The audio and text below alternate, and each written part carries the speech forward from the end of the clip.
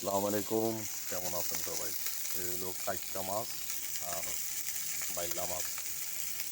কাইক্কা মাছ দিয়া কুমড়া শাক দিয়া ঝোল বানাম।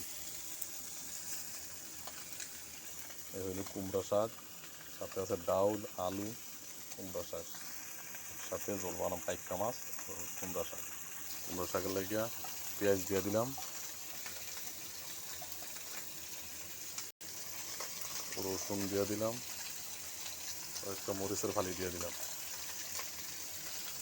বাইরা লাল চিরা নেওয়া। এদিকে মাছ হইতেছে, কাইক্কা মাছ দিয়ে কুমড়া শাক দিয়ে রান্না হইবে। কাইক্কা মাছ ও কুমড়া শাক পেঁয়াজ লাল হয়ে গেছে, এখন দিয়ে দিলাম কুমড়া শাক।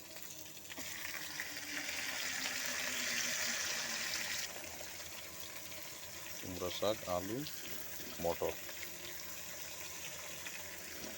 ভাজা মটর, হাতে এক পিস টমেটো দিয়ে দিলাম কাইটা, টেস্ট ভালো হওয়ার লাগে। সব কিছু দেওয়া শেষ, এখন ডাইকা দেন।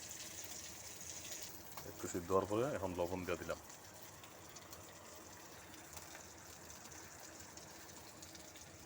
এই যে কাইকা মাছ হয়ে গেছে, এখন দিয়া দেন হলুদটা দিয়া সেটা। হলুদটা দেওয়া, তারপরে সামান্য একটু পানি দিয়ে দেন।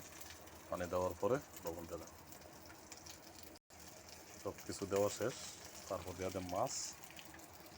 ডাইকা দেওয়ার পরে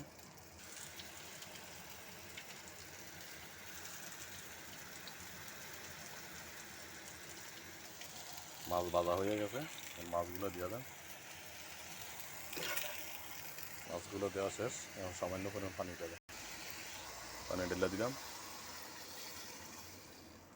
পানিটা ভালো করে বয়লিং হয়ে সারলে তারপর আগুনটা বন্ধ করে দেবো।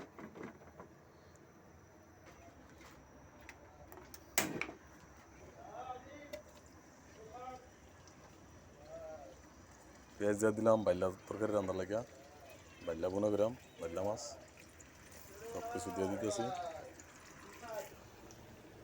কুমড়া শাক হয়ে গেছে,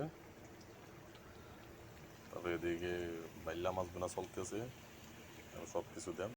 টমেটো দিয়ে দিলাম,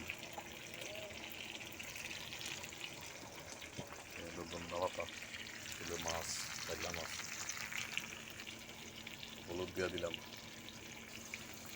মিক্স মশলা দিয়ে দিলাম, এগুলো মিক্স মশলা,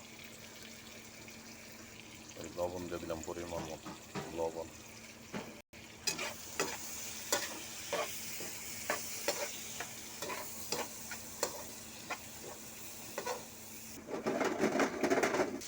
টমেটো নরম হয়ে গেছে, এখন দিয়ে দেন মাছগুলা।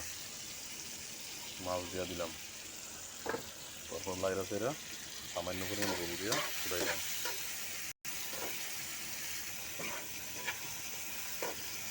সামান্য পরিমাণ পানি দিয়ে দিলাম, পানি দেওয়ার 10 মিনিট পরে উঠে নেন।